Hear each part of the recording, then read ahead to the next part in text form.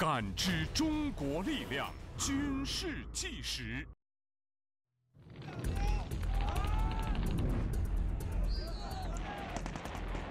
武警西藏总队375名预备特战队员在雪域高原展开为期8天7夜的极限训练考核。高强科目已让许多怀揣特战梦想的年轻战士不堪重负。其中最有希望夺冠的阿里支队，凭借自身的体能优势，2天成绩累计依旧排名第1。实力相对较弱的第1支队，虽然排名并不靠前，但硬是依靠绝不放弃的勇气与信念，全员抵达了第2天考核的终点——武警西藏总队第1支队。这里也是他们阔别了9个月的家。第1支队26名预备特战队员都希望在接下来第3天的考核中，能够用优异的成绩证明自己的进步。慢跑，跑起来！这儿本来就是我们单位、我们的家、我们的第2故乡，我们就是从这儿出去的，然后再回来，最后我们还要回到这儿，这儿的所有的环境我们都熟悉。今天又满血复活了，满血复活哪有那么简单？会不练满血啊？消耗太大了，还是恢复一半吧。根据考核的整体安排，前2天的科目以体能考核为主，这是成为一名真正特战队员的基础所在。如果经受住了前2天的魔鬼式训练，那么只能说明你具备了成长为一名特战队员的体能基础。而从第3天开始，各项科目将更加注重特战技能的考核，这才是决定这些预备特战队员能否加入特战行列的关键。因此，每项技战术科目的评定分数在总成绩中的占比都相对较高。秒表归零。第3天考核的第1个科目便是射击。不要急啊，慢慢来，忙而不乱，要做到忙而不乱。还有上场过后，把你的手搓一下吧，有点冷啊。因为那个科目是枪械的风。就在第1支队做准备时，阿里支队已经要上场了。阿里支队目前排名位居团体第1，一向十分自信的队长罗卫巧，在叮嘱完射击科目的注意事项之后，突然婉言拒绝了摄制组跟拍他们射击的请求。平时我们在练习的时候，随便你看一下我们随便你练一下。这个是关键时候，我们努力了10个月的时间，突然之间，如果因为心态的原因，到时候会后悔莫及的，真的。枪支结合，开始。射击科目每人10发子弹，共计100分。与前2天的体能科目相比较，在射击科目中吧，就相当于自己负重50斤、奔袭10公里的汗水白流。因此，每名队员都格外重视这一天的射击考核。你拍我，倒是我感觉这是无所谓，我心里倒是能承受过来。但是这帮战士我不敢确定啊，就是怕他们到时候就是因为后面还跟着个记者，到时候压力打得会更大。经过进一步的了解，队长罗卫巧也终于向我们说出了他的顾虑。原来他最担心的是队中一位名叫郭林的战士，因为在昨天爬大绳的考核中，本是自己寄予厚望的郭林却意外失误了。别紧张啊！爬大绳一直是阿里支队最擅长的科目。昨天的考核现场，罗卫巧和他精心挑选的4名队员，本是志在必得。没问题的，我们要破纪录哦，就跑个最快的速度来。这个绝对是好嘛，绝对是破纪录，可以。好，秒表归零，准备，开始。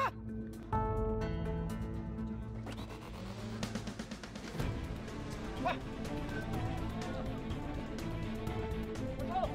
加油！继续！好。前3名队员的成绩都非常理想，可是轮到最后一个上场的郭林，他却因为求胜心切，出现了重大的失误。预备，开始！走，是啊。走，往上走，不要回他，不要管他，往上走，喂！你不要回他。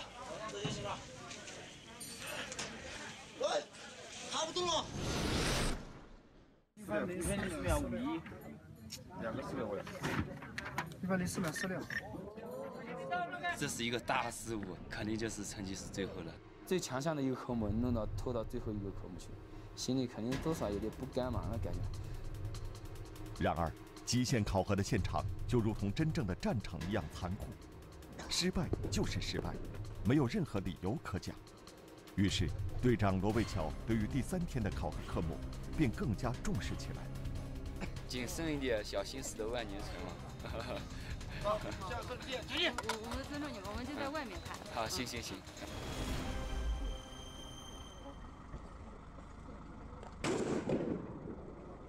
对这场射击考核同样极度重视的，还有此时同场竞技的第1支队。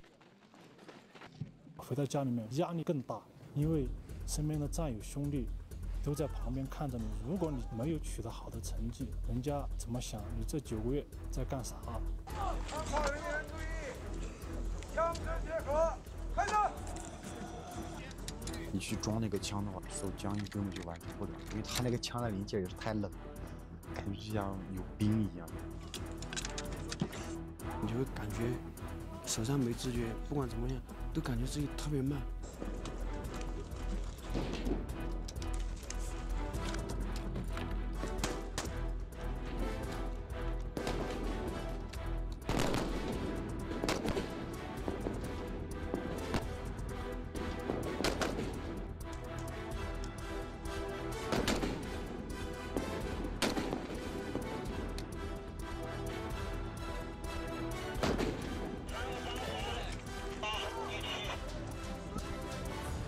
太紧张了。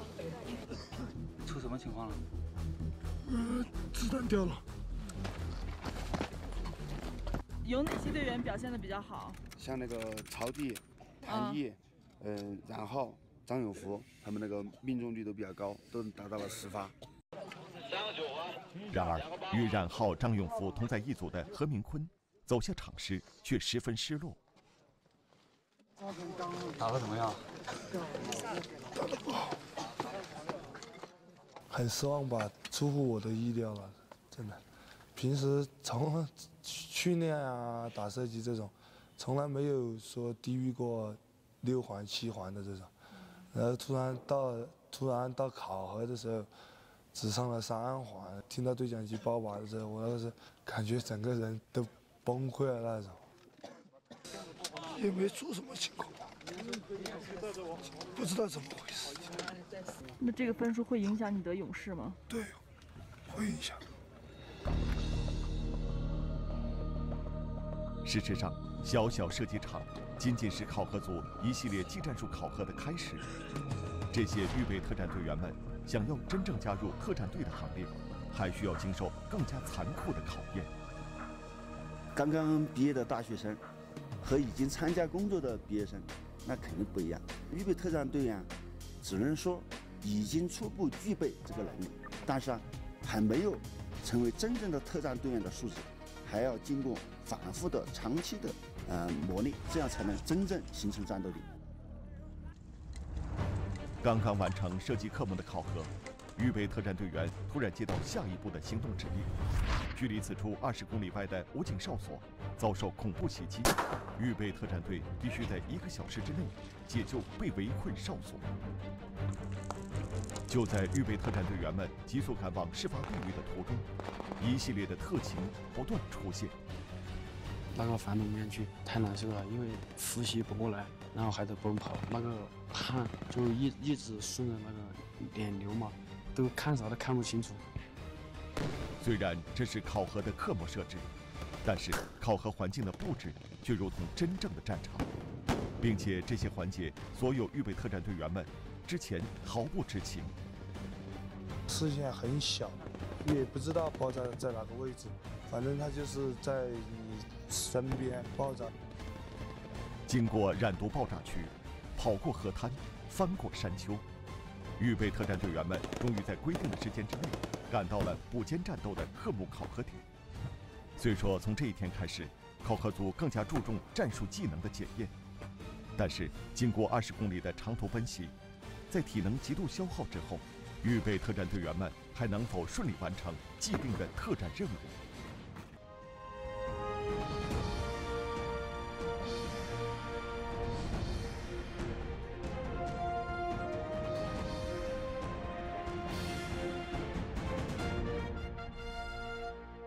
全友家居将绿色产业链带到了您的身边，全心为您打造绿色的产品和生活空间。绿色全友，温馨世界。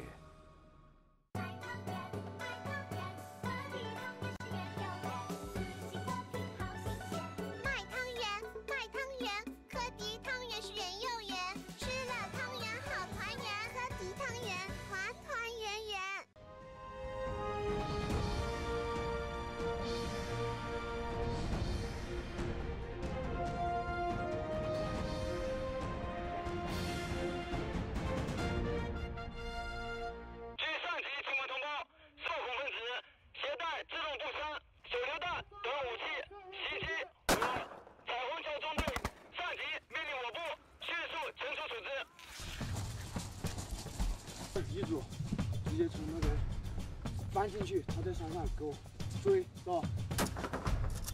过来，这边。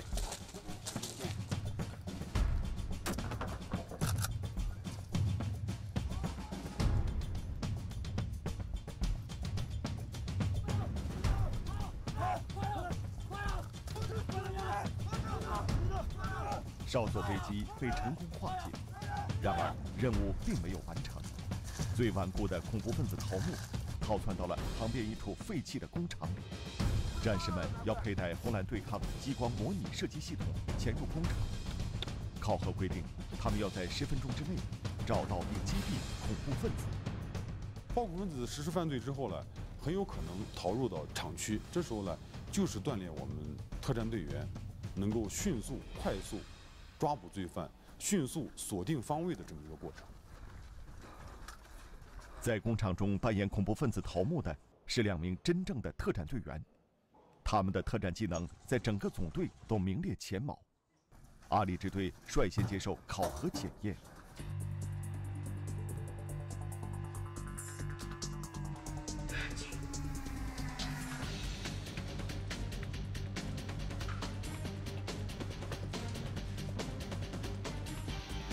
穿着模拟对抗系统的预备特战队员们，一旦在行动中被恐怖分子击中，那么红色的烟雾便会在头盔上冒起。如果换作实战当中，这也许就意味着死亡。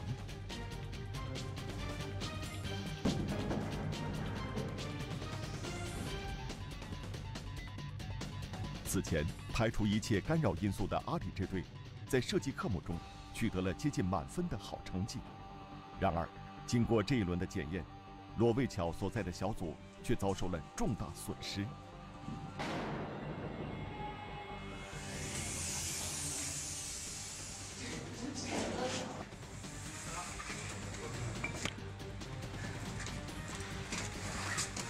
请问一下，他们前一个队表现怎么样？前一个队被那个蓝军击毙了3名，3名主要是那个战术动作运用不得当导致的。昨天是我们特战队在这边嘛，我们今天预备特战队跟那个他们特战队相比了之后，还是有一些差距，还有待提高。遭遇挫折的罗卫桥更加意识到自身的差距，在他看来，战术策略问题只是一个方面，他更担心的是队员们的心理素质，因为从上午的射击到现在，心理素质不好一直影响着他们的发挥。我后面是有点后悔的，应该让你们跟的，这是也是当做一种训练嘛，是吧？为什么说是血与勇士极限训练嘛，是吧？就是那个意思，不管遇到任何情况，都要是勇敢的站出来，不能说是逃避或者拒绝这一些东西。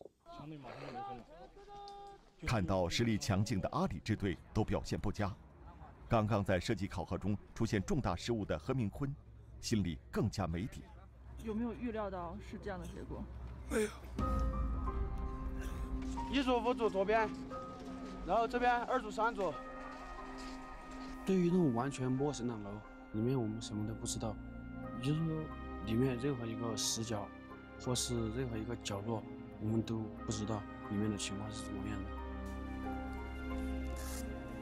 何明坤所在小组的组长冉浩深知这项考核的艰难，他也知道此项评定分数的重要。然而，就在他布置任务的时候，却做出了一个大胆的决定。他让射击失误的何明坤担任突击组的射击手。当时心里面就像那种很忐忑吧，就是他这么信任我，当时射击没有打好，然后给我分到狙击组的时候，我心里还是比较担心的，然后我自己害怕这次又搞不好，然后又拖累大家这种。这排字，这，过来，过来。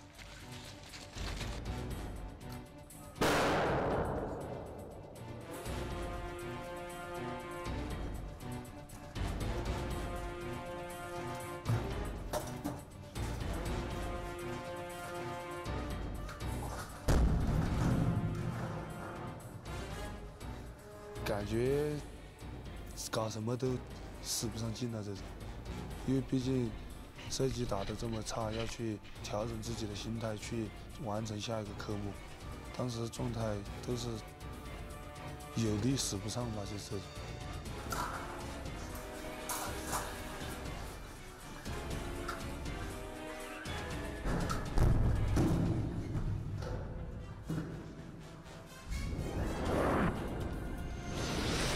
转眼就是1、2秒钟的时候，然后恐怖分子他突然出现在我的视线当中。突然间出现的敌人头上冒起了蓝色的烟雾，这说明何明坤成功将其击毙。然而就在此时，另外一幕同时发生了。2个同时开着枪，然后他把我的战友击毙了，然后我就看到我的队友头上冒烟的时候，我当时就像那种脑袋里面一下就清醒了这种。将射击考核失误的心理影响彻底放下，何明坤果然没有辜负组长冉浩对他的期望，他顺利击毙了第2名恐怖分子。出现在楼梯口的时候吧，是何明坤在前面嘛，然后他看到就击毙了，然后不然他又没有看见我们全警疯狂了。是蓝军是吗？啊，对对对。他们把你击毙了吗？啊，已经被击毙。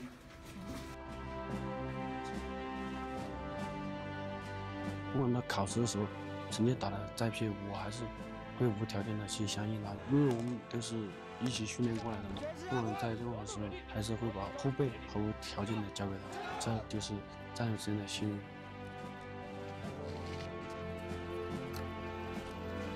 非常感谢我们小组长吧，当时我是一点就是信心都没有去完成好下一个科目，但是他还是这么信任我。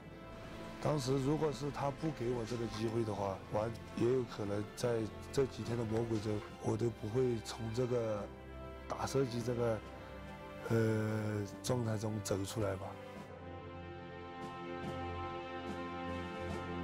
对于这些年轻的预备特战队员们来说，是否能得到血域勇士称号，似乎不再那么重要。在一个又一个他们并没有经验的技战术科目中，他们离真正的特战队员又近了一步。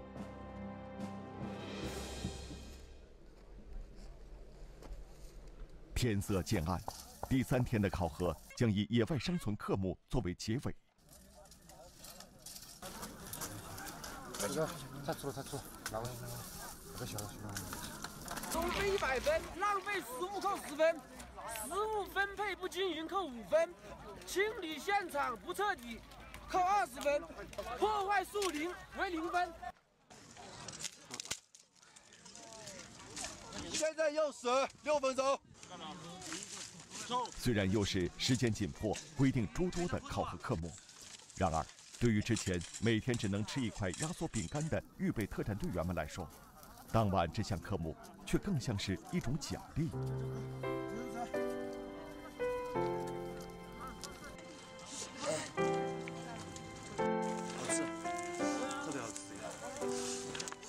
你的嗓子这么哑，能吃吗？不管它了，先把嘴巴鼓的再去想起来了。你带的组员今天饿到什么程度？今天反正只盛了1顿饭吧。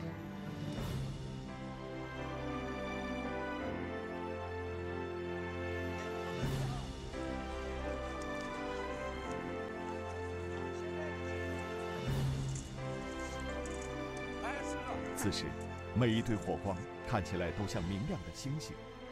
魔鬼周的第3天，沮丧、难过、怀疑，这一切并没有让他们停下脚步，相反，换来的却是更加坚定的勇气和活力。然而，残酷的挑战还在继续。考核第4天，分别同时进行考核的特战队员与预备特战队员2支队伍，终于要走上同一道起跑线。他们将会在海拔5000多米的山顶上演怎样的较量？